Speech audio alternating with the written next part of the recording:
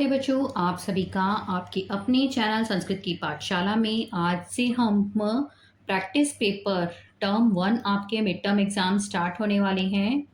तो mid term exam के लिए जो प्रैक्टिस पेपर हैं उनका सॉल्यूशन लेकर के आए हैं आपके लिए। तो आज हम क्लास 8 का सब्जेक्ट जो है वो इंग्लिश पेपर सॉल्व करेंगे। ठीक है, तो शुरू करते हैं।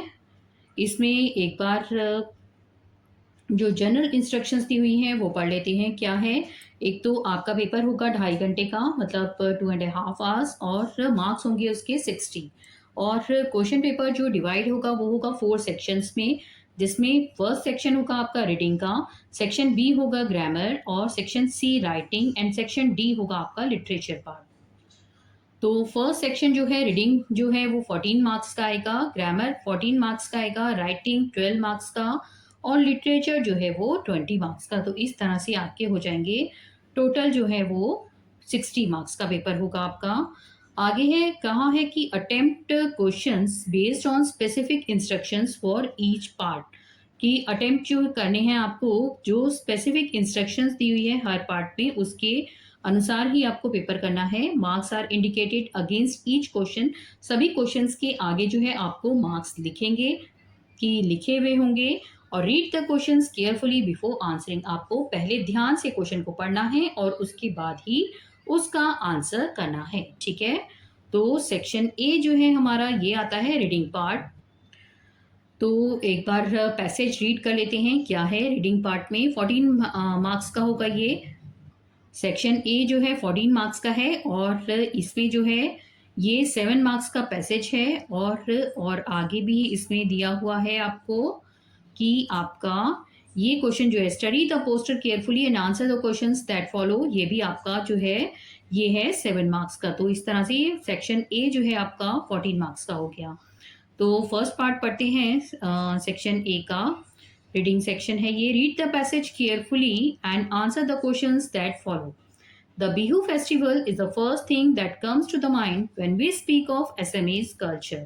This colorful festival is celebrated thrice in a year, each having its own significance of agriculture. The three Bihu festivals, namely Bohag Bihu, are celebrated in the month of Bohag, yeah, mid-April. Bihu celebrated in the month of Magh, mid-January, and Kati Bihu celebrated in the month of Kati, मतलब mid-October. आगे है Bohag Bihu, the spring festival is the festival of merry making and it also marks the Assamese new year. The Bihu songs and dances are integral part of this Bihu. Magh Bihu on the other hand is the harvest festival and is marked by feasting. Various types of delicacies are prepared on the occasion of this bihu. Kati bihu is more somber and subdued occasion, and it neither involves merrymaking nor feasting. It is marked by prayers for good harvest. ठीक है, तो अब हमने जब passage पढ़ लिया तो उसके बाद हमें क्या करना है, पहले हमने एक बार जल्दी से एक बार पैसेज को रीड कर लिया। तो एक बार आपको जो है पैसेज एक बार रीडिंग कर लेंगे जल्दी से। तो उसके बाद आपको क्वेश्चन नंबर 1 देखना है कि according to the passage which Bihu marks the Assamese new year. ठीक है, तो आपको इस तरह से एक बार सबसे पहले क्वेश्चन पे भी नजर डाल देनी है कि सभी क्वेश्चंस में क्या पूछा गया है। तो पहला क्वेश्चन है जैसे हमारा, according to the passage which Bihu marks in the Assamese new year. अगला क्या पूछ रहे हैं कि why is Kati Bihu considered different from the other two Bihu festivals, how many times is the Bihu festival celebrated in a year. और अगला पूछा है which Bihu festival is mainly associated with feasting and preparing special delicacies. आगे पूछ रही हैं कि mention the two differences between Bohag Bihu and Magh Bihu on the basis of their celebration as given in the above passage and when is Bohag Bihu celebrated. ठीक है, इस तरह से आपको एक बार क्वेश्चंस जल्दी से रीड कर लेने हैं, जिससे कि आपको थोड़ा सा पता चल जाए कि क्वेश्चंस क्या पूछे हैं। तो पहला क्वेश्चन जो पूछा है, according to the passage which Bihu marks in the Assamese new year, तो इसका आंसर क्या होगा। तो देखिए बच्चों, यहाँ पर हमने आपके लिए आंसर्स लिखे हुए हैं। तो पहले का हो जाएगा बोहाग बिहू। तो सबसे पहले उन्होंने पूछा था कि which Bihu marks the Assamese new year, तो बोहाग बिहू अगला है why is Kati Bihu consider different from the other two Bihu festivals. क्यों उसको अलग कहा जाता है? तो it focuses on prayers for a good harvest, क्योंकि वो फोकस करता है किस पर? गुड हार्वेस्ट, जो अच्छी फसल हो उसके लिए प्रेयर करने पर जो है फोकस करता है। अगला था कि how many times is the Bihu festival celebrated in a year. कितनी बार जो है वो सेलिब्रेट किया जाता है? तो थ्राइस, मतलब 3 बार जो है वो सेलिब्रेट किया जाता है बिहू फेस्टिवल। अगला क्वेश्चन है हमारा, which Bihu festival is mainly associated with feasting and preparing special delicacies. तो कौन सा बिहू फेस्टिवल है? तो माघ बिहू, जिसको कहते हैं माघ बिहू। तो इसमें जो है हमारे जो है अच्छा जो है फीस्टिंग, मतलब इसमें बहुत ही, जैसे हमारा दिवाली पे फेस्टिवल होता है, बहुत ही अच्छे-अच्छे पकवान बनते हैं और बहुत सारी डिलीशियस आइटम्स भी बनती हैं, इस तरह से होता है। तो ये कौन-सी फेस्टिवल पे होता है? माघ बिहू पे। अगला उन्होंने क्वेश्चन किया था कि ट्रू डिफरेंसेस बताने थे बिटवीन बोहाग बिहू एंड माघ बिहू में। ये आपका 2 नंबर का था, तो इसका आंसर क्या हो जाएगा? Bohag Bihu is celebrated in mid April. ठीक है, ये मिड अप्रैल में किया जाता है and marks the Assamese new year with songs, dances and merry making, whereas Magh Bihu is celebrated in mid January and is a harvest festival. इन्होंने यही पूछा था कि 2 डिफरेंस बताने थे बोहाग बिहू और माघ बिहू के बीच में। ठीक है, तो बोहाग बिहू के बताया हमने कि ये मिड अप्रैल में होता है और जबकि ये मिड जनवरी में होता है। और and marks the Assamese new year, इसको कहते हैं बोहाग बिहू को, और ये एक हार्वेस्ट फेस्टिवल है जो है माघ बिहू। अगला डिफरेंस बताया है, Bohag Bihu is about celebration and enjoyment, जबकि Magh Bihu is marked mainly by feasting and preparing various delicacies. ठीक है, when is Bohag Bihu celebrated. अगला क्वेश्चन पूछा है कब सेलिब्रेट होता है? तो Bohag Bihu celebrated in the month of Bohag, that is mid April में सेलिब्रेट किया जाता है। ठीक है, अगला क्वेश्चन पढ़ते हैं अब हमारा। तो अगला क्वेश्चन पूछा है उन्होंने कि स्टडी द पोस्टर केयरफुली, कि इस पोस्टर को पढ़ो ध्यान से and answer the questions that follow. Heat waves a growing concern. Heat waves जो चलती हैं, मतलब जब गर्मी में बहुत ज़्यादा लू वगैरह, बहुत तेज़ गर्म हवा चलती है, उसके बारे में है ये। तो द बीट हीट, इस तरह से स्टे कूल स्टे सेफ, ये जो लिखा है इस पर एक बार इसको ध्यान से पढ़ लेंगे। डूज एंड डोंट्स, क्या क्या करना है और क्या नहीं करना है वो लिखा है यहाँ पर। और अब आगे बढ़ते हैं कि इसमें क्या पूछा है।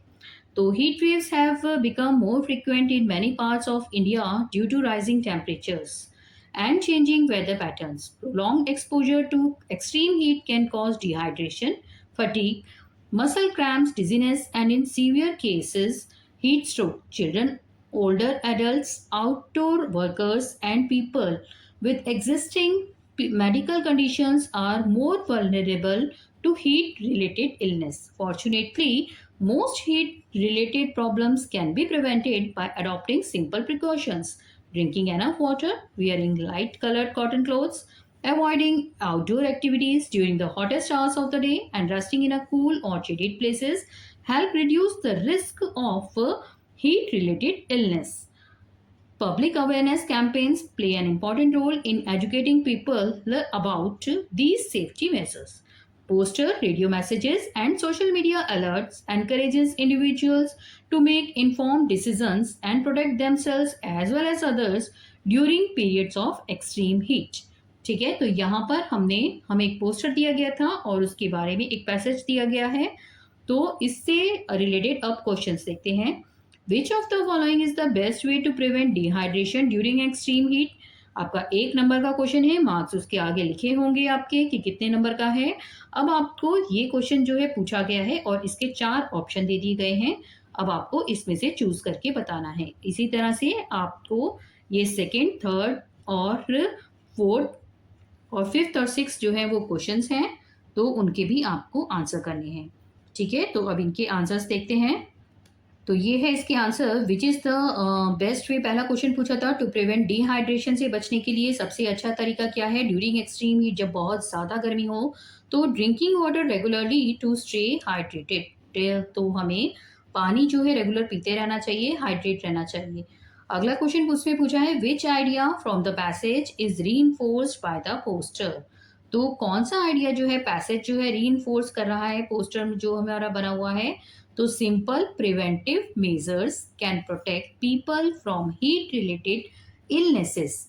ठीक है, तो सिंपल प्रिवेंटिव अगर कुछ थोड़ी सी हम चीज़ें अपना लें तो हम हीट रिलेटेड जो इलनेस होती है उससे बच सकते हैं। अगला क्वेश्चन पूछा है which group benefits most from the awareness campaigns? किनको सबसे ज़्यादा बेनिफिट होगा? तो आउटडोर वर्कर्स जो हैं who remain exposed to the sun for long hours, जो आउटडोर वर्कर्स जो बाहर काम करते हैं धूप में, तो उनको इससे सबसे ज़्यादा फायदा होगा। अगला क्वेश्चन उन्होंने किया है कि best action for the school sports meet during a heat wave? तो प्रोवाइड ड्रिंकिंग वाटर, बच्चों को जो है पानी दिया जाना चाहिए। Schedule events during cooler hours, मतलब जब थोड़ा मौसम ठंडा हो या तो अर्ली मॉर्निंग या थोड़ा सा इवनिंग के टाइम पे किया जाना चाहिए। And ensure shaded rest areas, और वहाँ पर शेडेड एरिया भी ज़रूर होना चाहिए।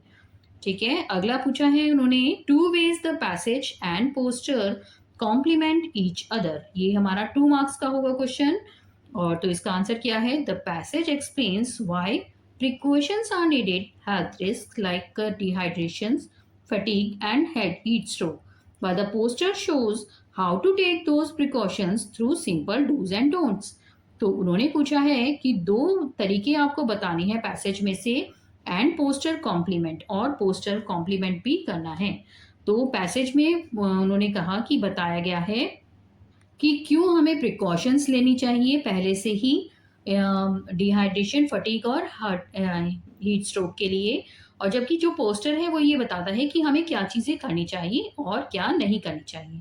The poster visual instruction stay hydrated, avoid strenuous activity, avoid cooking 2 to 4 PM, कि ये हमारा जो है 2 से 4 जो है हमें खाना नहीं बनाना चाहिए, स्टे हाइड्रेटेड रहना चाहिए, अवॉइड स्ट्रेनस एक्टिविटी, ज़्यादा एक्टिविटी भी नहीं करनी चाहिए। Match and reinforce the same safety measures mentioned in the passage, such as drinking water and avoiding outdoor activity during the hottest hours। तो ये 2 पैसेज में से बताने थे कि जो पोस्टर बना हुआ है उसके ऊपर बताना था कि क्या उन्होंने पोस्टर में दिया हुआ है। अगला क्वेश्चन उन्होंने पूछा है how does the poster make the passage information easier to understand? कैसे जो है पोस्टर जो है पैसेज इंफॉर्मेशन को आसान बनाता है समझने में। The poster uses short phrases, एक तो उसमें जो पैसेज में बातें की गई हैं उसको पोस्टर में शॉर्ट्स में बता दिया गया है, आइकन्स दिए गए हैं, and clear dos and don'ts भी बताए गए हैं फॉर्मेट में, which lets reader grasp the key precautions at a glance instead of reading through full sentences. पढ़ने की बजाय वो एक ही बार में ये देख सकता है कि क्या करना चाहिए और क्या नहीं करना चाहिए। तो ये हमारे पोस्टर में जो इंफॉर्मेशन दी हुई है उसके बारे में पूछा गया था। अगला क्वेश्चन पढ़ते हैं। आगे आता है थर्ड क्वेश्चन हमारा। थर्ड क्वेश्चन में क्या करना है देखते हैं कि देखिए ये आपका नेक्स्ट क्वेश्चन जो है नेक्स्ट पार्ट आ गया सेक्शन बी ग्रामर का। अभी हमने 14 मार्क्स के 2 आपको पैसेज आए थे, सेक्शन ए में 7 मार्क्स के 2 पैसेज थे, और सेक्शन बी आपका 14 मार्क्स का आएगा। ये डू एज डायरेक्टेड, जैसा कहा गया है वैसा करना है आपको। अटेम्प्ट एनी 4, इसमें कोई भी 4 आपको करने हैं। From the following questions by choosing the most appropriate options. ठीक है, आपको जो है नीचे ऑप्शन दिए हुए हैं, इनमें से कोई आपको चूज करके बताना है। मार्क्स भी दिए हुए हैं सामने कि आपको 4 करने हैं और एक एक नंबर के आपके सभी हैं।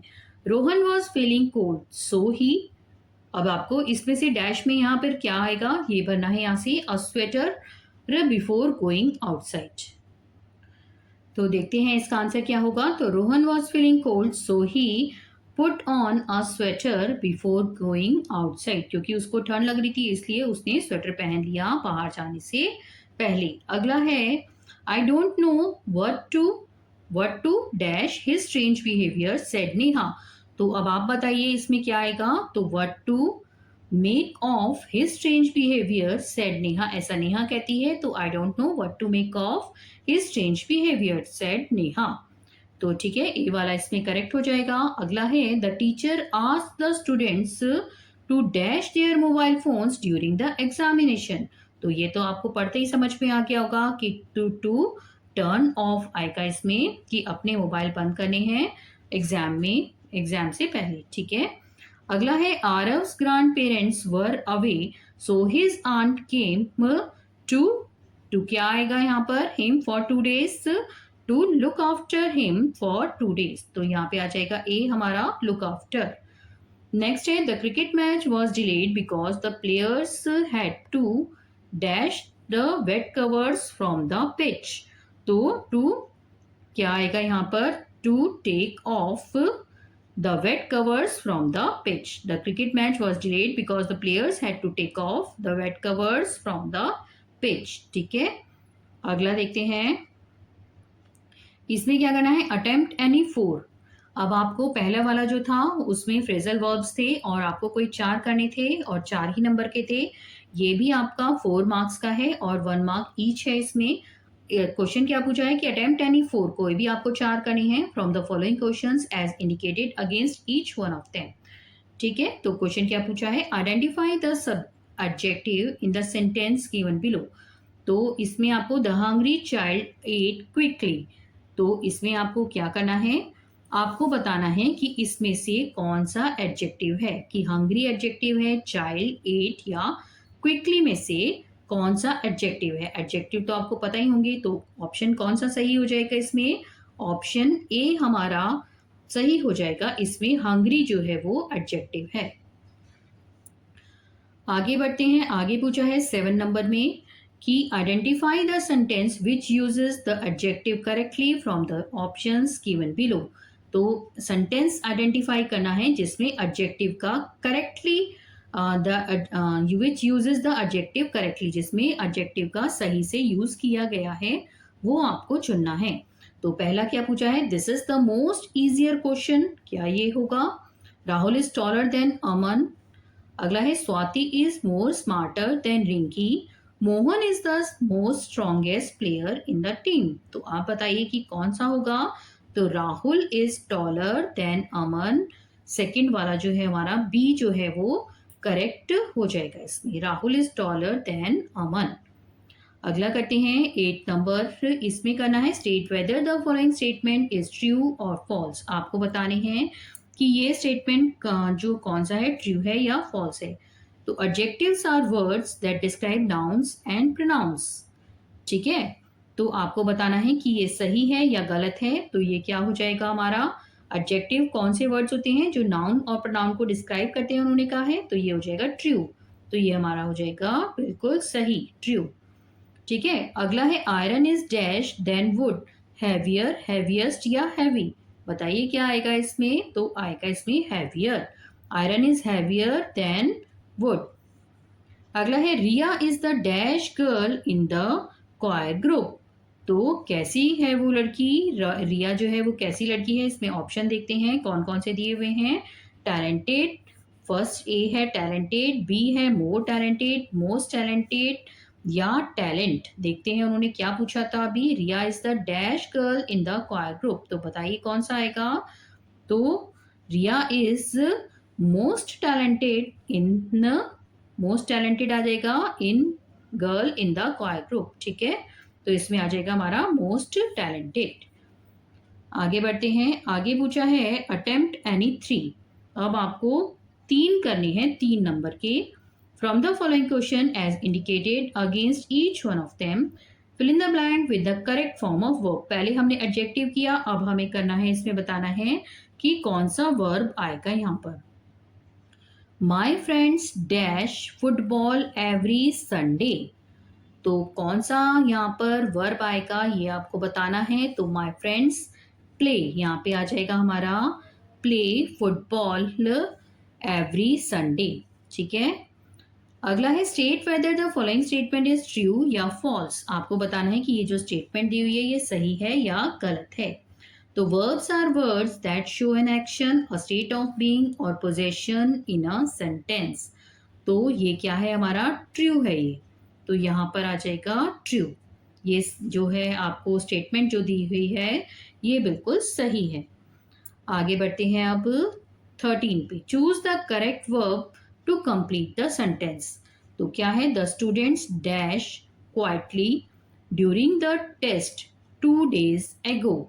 तो क्या आएगा, ए पूछा है, बोला है उन्होंने सिट्स, सिट, सैट या सिटिंग, कौन सा आएगा इसमें।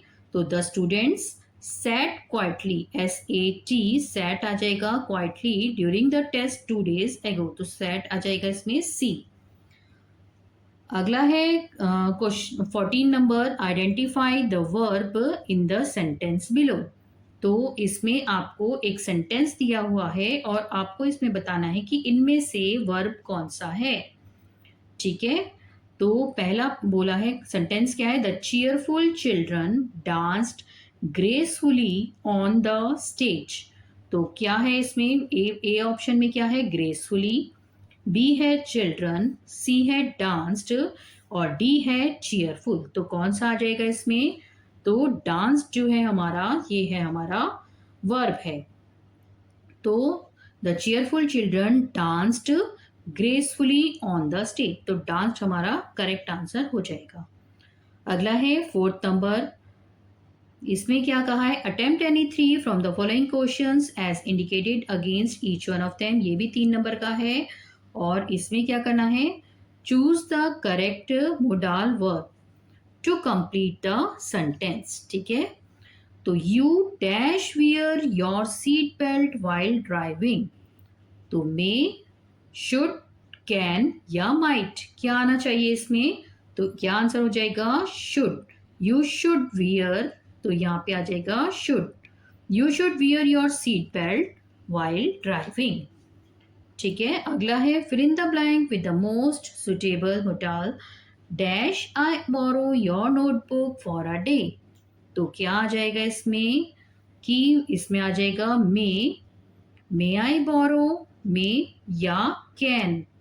ठीक है, इसका आंसर होगा मे या कैन, दोनों हो सकता है कि देखते हैं, फिर से लिख देते हैं एक बार, यहाँ पर आ जाएगा मे या कैन। ठीक है, तो may I borrow your notebook for a day या can I borrow for your notebook for a day, दोनों ही सही हैं।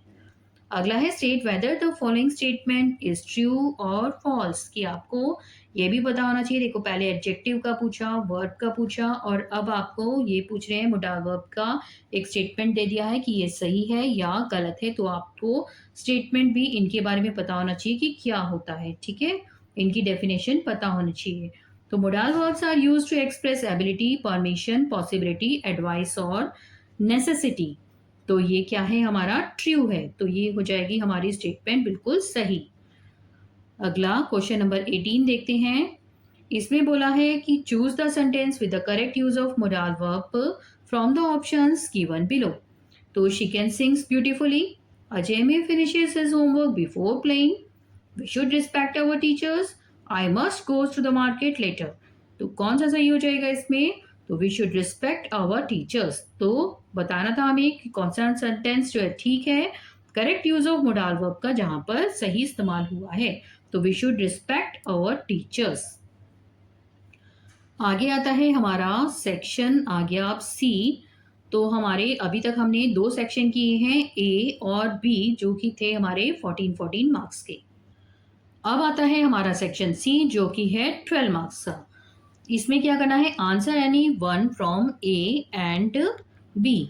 कोई भी आपको जो है ए या बी में से जो है आपको आंसर बताने हैं, कोई भी मतलब एक आंसर बताना है। ठीक है, तो पहला क्या पूछा है, draft a notice for the school notice board in about 50 words informing the students of class 6 to 9 about a tree plantation drive organized by the Eco Club of your school. You are Sumit या Sumita of class 8th। ठीक है, या तो आपको ये एक notice लिखना है स्कूल नोटिस बोर्ड पर 50 शब्द में, 50 वर्ड्स में, जिसमें आप बच्चों को इन्फॉर्म करेंगे 6 से 9 तक ट्री प्लांटेशन ड्राइव के बारे में बताएंगे, जो कि ऑर्गेनाइज्ड किया जा रहा है इको क्लब के द्वारा आपके स्कूल में। और आपका नाम सुमित या सुमिता है, क्लास 8 के स्टूडेंट है आप। और चॉइस है इसमें, देखिए दो में से कोई एक करना है, 6 नंबर का है। और सेकंड चॉइस क्या है इसमें, कोई भी एक करना है, या तो आप ये वाला करें ए वाला, या आप करेंगे बी वाला। तो बी देखते हैं, बी क्या लिखा हुआ है। बी लिखा है इसमें, narrate an incident when you help someone and felt proud of yourself, कि आपको कोई इंसिडेंट बताना है जिसमें आपने किसी की मदद की हो और आपने अपने ऊपर प्राउड फील किया हो। Mention who needed help, what you did to support them and how they reacted, कि आपको बताना है कि आपने मदद करी और आपने क्या से जो है उसको सपोर्ट किया और उसने कैसे रिएक्ट किया, and how the experience change your thinking in 100 या 120 वर्ड्स में आपको ये बताना है। ठीक है, तो आपको दो दिए हुए हैं ए और बी, इनमें से आपको चॉइस है और ये 6 मार्क्स के हैं, चाहे आप ए करें या बी करें। जो इंसिडेंट लिखना है कोई सा भी आप दोनों में से एक करेंगे। ठीक है, तो देखिए ट्री प्लांटेशन ड्राइव का आप कैसे लिखेंगे नोटिस, अपने स्कूल का नाम लिखेंगे, नोटिस, डेट जिस दिन पेपर हो रहा है, जैसे आपका अगर 17 को पेपर है तो 17/8/26 वहाँ पर डेट डाल देंगे और ट्री प्लांटेशन ड्राइव लिखेंगे। और this is to inform all the students of class 6 to 9 that the Eco Club of our school is organizing a tree plantation drive in the school garden. All interested students are requested to assemble near the main gate with a sapling and gardening gloves. Let us come together to make our environment greener and cleaner. Sumitya Sumita, Eco Club, Class 8. ठीक है, तो ये था हमारा notice board पे जो हमने notice लिखा ट्री प्लांटेशन ड्राइव के लिए। और अगला है हमारा एक पैराग्राफ जिसमें हमें लिखना था 100 से 120 वर्ड्स में, और इसमें हमें बतानी थी एक इंसिडेंस जब हमने कभी किसी की मदद की हो। One evening while returning home from school, I saw an elderly man struggling to carry heavy grocery bags up a steam plane. Noticing his difficulty, I offered to help and carried his bags all the way to his house. He thanked me warmly and told me how the weight had been troubling his back for days. Seeing the relief and gratitude on his face made me genuinely happy. It was a small act, yet it taught me that even simple gestures of kindness can make a big difference in someone's day. Since then, I try to notice people around me who might need a little help, and I always feel proud when I can support them. तो इस तरह से आप एक अपना कोई incidence बता सकते हैं जब आपने किसी की मदद की थी। तो इस बच्चे ने जो यहाँ पर हमने आपके लिए लिखा है, यहाँ पर स्कूल से लौटते वक्त उस बच्चे ने एक एल्डरली मैन को देखा था जिसके हाथ में ग्रोसरी बैग्स थे, और जो है उसने उनकी हेल्प करी उनको घर तक बैग्स को पहुंचाने में, और उसको फिर बाद में बहुत अच्छा फील हुआ, प्राउड फील हुआ अपने ऊपर जब उन्होंने उसको बच्चे को ग्रैटिट्यूड दिया। और तो उसको अब ये उसने ये सीखा कि कभी भी आते वक्त वो हमेशा अब ये नोटिस करने लगा कि किसी को उसकी मदद की ज़रूरत तो नहीं है। ठीक है, तो अगला क्वेश्चन देखते हैं। अगला क्वेश्चन क्या पूछा है, देखिए क्वेश्चन नंबर 5 है ये, answer any one from A and B. ठीक है, इनमें से आप दोनों में से कोई एक करना है आपको। ये भी आपका 6 नंबर का है, टोटल हमारा 12 नंबर का था जिसमें से कि अभी हमने 6 नंबर का किया है और 6 नंबर का आपका ये आएगा। तो you are a resident of Shastri Park Delhi, write a letter to the municipal corporation of your city in 100 या 120 words regarding the increasing mosquito menace in your locality.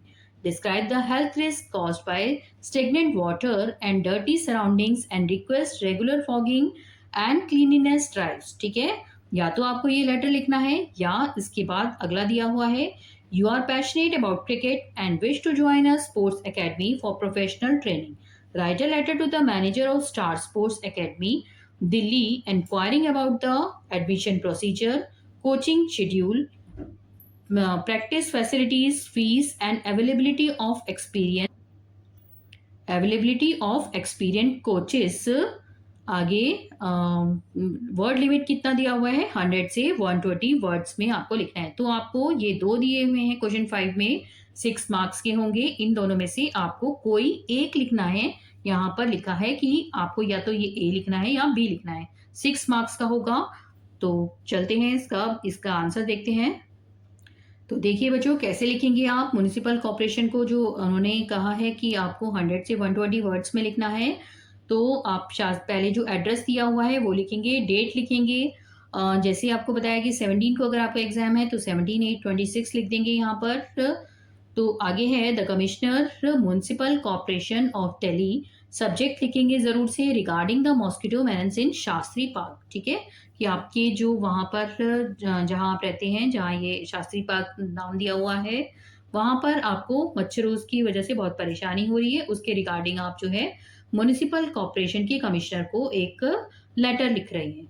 तो सर या madam, I am writing to bring your notice the growing mosquito menace in our locality, Shastri Park.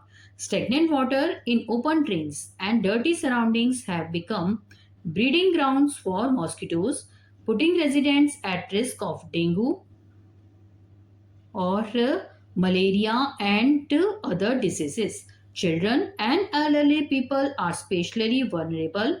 I request you to arrange regular fogging in our area and conduct cleanliness drives to clear stagnant water and garbage.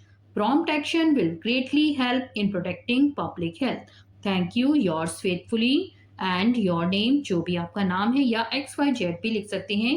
कई बार जो है letter में नाम दिया हुआ होता है, तो आप वो भी लिख सकते हैं। इस तरह से ये आप जो है म्युनिसिपल कॉर्पोरेशन का जो कमिश्नर हैं उनको एक लेटर लिखेंगे 100 से 120 वर्ड्स में। आगे है इसमें चॉइस में जो दिया हुआ है letter to sports academy manager, या तो आप लेटर लिखेंगे स्पोर्ट्स एकेडमी मैनेजर को, 100 से 120 वर्ड्स में करना है ये भी। इसमें है 14/5 ग्रीन पार्क दिल्ली, डेट वही 17/8/26, जो भी आपका जिस दिन भी एग्जाम होगा उस दिन की डेट डाल सकते हैं आप। The manager star sports academy and Delhi. आगे है सब्जेक्ट क्या है इसका, इंक्वायरी रिगार्डिंग क्रिकेट कोचिंग के बारे में इंक्वायरी कर रहा है बच्चा। डियर सर या madam, I am a student passionate about cricket and wish to join your academy for professional training.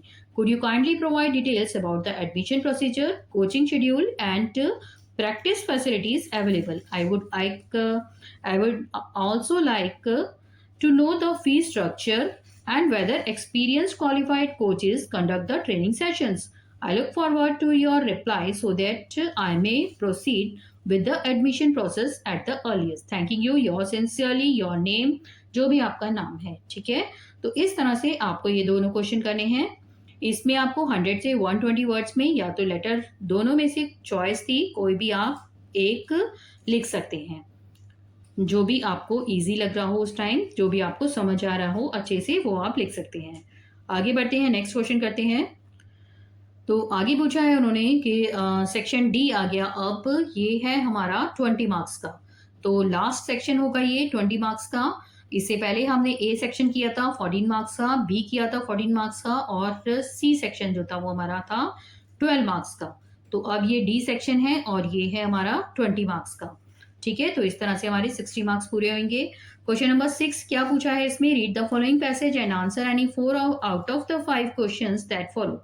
तो ये आपको पैसेज पढ़ना है और इसके आंसर्स करने हैं, आपको कोई 4 करने हैं। 4 into 1 तो मतलब 1 मार्क्स का है एक आंसर जो है आपका। तो जल्दी से पैसेज रीड करते हैं। Krishnadevaraya court was home to 8 celebrated poets collectively known as the Ashtadikach. These poets, including Alasni Perdana and Tenali Ramakrishnan, enriched the literary tradition with their masterpieces. Tenali Ramakrishna in particular was known for his quick wit and humor, earning him a special place in the king's court as both a poet and a witty advisor. His clever solutions to seemingly insurmountable the problems made him a beloved figure in the empire's history. अब इसके question पढ़ते हैं। क्या पूछा है इन्होंने कि fill in the blank पूछा है। Krishnadeva Raya court had 8 famous poet, उनको क्या कहा जाता था। तो अभी आपने देखा कि पैसेज में क्लियरली लिखा हुआ है कि उनको क्या कहा जाता था। तो देखिए यहाँ पर क्लियरली लिखा हुआ था कि उनको कहा जाता था अष्टदिग्गज। तो इसका आंसर क्या हो जाएगा, फर्स्ट का हो जाएगा अष्टदिग्गज, या ए लिख सकते हैं यहाँ पर, ए का हो जाएगा हमारा अष्टदिग्गज। अगला है read the statement given below, state true और फॉल्स। आपको अब ये स्टेटमेंट पढ़नी है और आपको बताना है कि ये सही है या गलत है। Tenali Ramakrishna was known for his cleverness and humour, क्या उनको क्लेवरनेस और ह्यूमर के लिए जाना जाता था। तो ये है हमारा ट्रू, ठीक है। तो यहाँ पर लिखा हुआ था कि was known for his quick wit and humour के लिए ही उन्हें जाना जाता था। अगला पढ़ते हैं, नेक्स्ट क्वेश्चन क्या है, what made Tenali Ramakrishna popular in king's court. तो किस वजह से वो पॉपुलर थे, तो अभी हमने पढ़ा है पहले वाले आंसर में, तो क्या था, his quick wit and clever solutions की वजह से जो है वो रामकृष्ण जो है पॉपुलर थे। ठीक है, अगला है, which kings court was home to the Ashtadiggaj. तो कि कौन सी किंग की कोर्ट जो है अष्टदिग्गज का घर था। तो देखिए अभी पैसेज में हमने पढ़ा है कि क्लियरली लिखा हुआ है कि कौन सी कोर्ट में जो है किस राजा की कोर्ट थी वो। तो यहाँ पर जल्दी से एक बार ऑप्शन देख लेते हैं क्या लिखे हुए हैं, अशोका, अकबर, कृष्णदेव राय या चंद्रगुप्त मौर्य। तो अभी आपने पैसेज पढ़ा तो क्या लिखा था उसमें, कृष्णदेव राय। तो इस आंसर सी इसका करेक्ट हो जाएगा। नेक्स्ट पूछा है, why was Tenali Ramakrishna give a special place in Krishnadeva Raya court. क्यों उनको जो है स्पेशल प्लेस दिया गया था, तेनाली रामकृष्ण को क्यों दिया गया था। तो यहाँ पर लिखा है कि तेनाली रामकृष्ण को ही वॉज गिवन जो है स्पेशल प्लेस इन द क्योंकि देखिए क्या आंसर होगा इसका, कि he was given a special place because of his sharp intelligence, quick wit and clever solutions to seemingly impossible problems, which made him valuable both as a poet and as a trusted advisor to the king। ठीक है, तो ये हमारा question का answer हो जाएगा। Next question है हमारा, read the following extract and answer any two out of the 3 questions that follow. मतलब आपको इसमें कुल 2 क्वेश्चन करने हैं जो कि 2 मार्क्स के हैं, 2 इंटू 2 4 मार्क्स का है ये क्वेश्चन नंबर 7। इसमें क्या करना है आपको, ये पढ़ना है जो पोएम का एक्सट्रैक्ट दिया हुआ है। She stood at the crossing and waited long alone uncared for amid the throng of human beings who passed her by, nor needed the glance of her anxious eyes। तो क्या होगा, question पूछा है उन्होंने, where was the old women standing. तो वो कहाँ खड़ी हुई थी, तो वॉज शी वॉज द, ये लिखा हुआ है कि she was standing at the crossing. ठीक है, तो क्रॉसिंग पे खड़ी हुई थी वो। आगे पूछा है, how did the people behave towards हर, कि कैसा बिहेव कर रहे थे लोग उसके लिए। तो क्या आंसर होगा इसका, कि the people passed her by without caring for her, they ignored her anxious glances and did not notice और हेल्प हर। ना तो उसको नोटिस कर रहे थे ना ही उसकी मदद कर रहे थे। अगला है, नेक्स्ट है, which word in the stanza means worried. Worried किसका मतलब है वरिड, तो एंशियस का जो मीनिंग है वो है वरिड। अब ये हमारा लास्ट क्वेश्चन है, क्वेश्चन नंबर 8। इसमें पूछा है, answer any 4 out of the 5 questions given below. इसमें आपको कोई 4 क्वेश्चंस करने हैं। आपको ये 3 मार्क्स के हैं सभी, और आपको 12 मार्क्स टोटल जो है इस क्वेश्चन का 12 मार्क है। तो पहला क्वेश्चन उन्होंने पूछा है, ये आपके बुक के क्वेश्चंस हैं, तो ये आप अपनी बुक से भी कर सकते हैं। How does the story of major Somnath continue to motivate both soldiers and ordinary citizens even today. तो पहले का आंसर देखते हैं अब। तो देखिए फर्स्ट का आंसर क्या होगा, major Somnath story inspires people because it embodies courage, patriotism, and selfless sacrifice. He led from the front despite personal injury and chose to fight against overwhelming odds rather than retreat. Such dedication to the nation set as a powerful example for both soldiers defending the country and civilians striving to uphold values in their daily lives। अगला क्वेश्चन पढ़ते हैं अब। Next question उन्होंने पूछा है कि what impact did the quarrel between the king and the queen have on the palace. Question number B है ये, क्या आंसर होगा इसका। तो देखिए क्या आंसर है इसका, the quarrel made by the palace dull and sad, the king avoided the queen and silence replaced the usual joy, everyone noticed the tension and the once cheerful atmosphere turned quiet and lifeless। ठीक है, answer number अब ये हमारा 2 complete हो गया। Third question देखते हैं। Question number 3 में क्या पूछा है, why did Davenport disappear immediately after the jewellery hold up And what do you think he might have planned if Nolan had survived? तो क्वेश्चन नंबर सी का आंसर करते। क्या आंसर होगा इसका? Davenport disappeared to avoid being caught and to lay low while the police were actively investigating the robbery. If Nolan had not died, Davenport likely planned to meet him later, use the coded message to retrieve the stolen jewelry, and then split the loot once the search had died down. ठीक है, question number D करते हैं अब। क्या पूछा है? According to the Varghese Kurien, how can individuals contribute to the common good in their daily lifes? तो क्या आंसर है? By helping others in daily life, be it family, friends और the community, volunteering, sharing knowledge और being kind all count. Small acts make a big difference. Dr. Curien urges us to look for ways to help. Contribution brings personal fulfillment. Last question पढ़ते हैं इसका। What does the dusty road to Ujjain suggest about the difficulties faced by the young men during their journey? So the dusty road to Ujjain shows the difficulties faced by the young men in their journey. It symbolizes hardships, struggles, and challenges they endured while moving towards their goal or finding employment and recognition. तो बच्चों यहाँ पर हमारा ये आज हमने English का paper किया है, क्लास 8 का जो प्रैक्टिस पेपर है 2026-27-26 का, जो अब आपके मिड टर्म एग्जाम स्टार्ट होने वाले हैं सितंबर में, ये उसका सैम्पल पेपर था।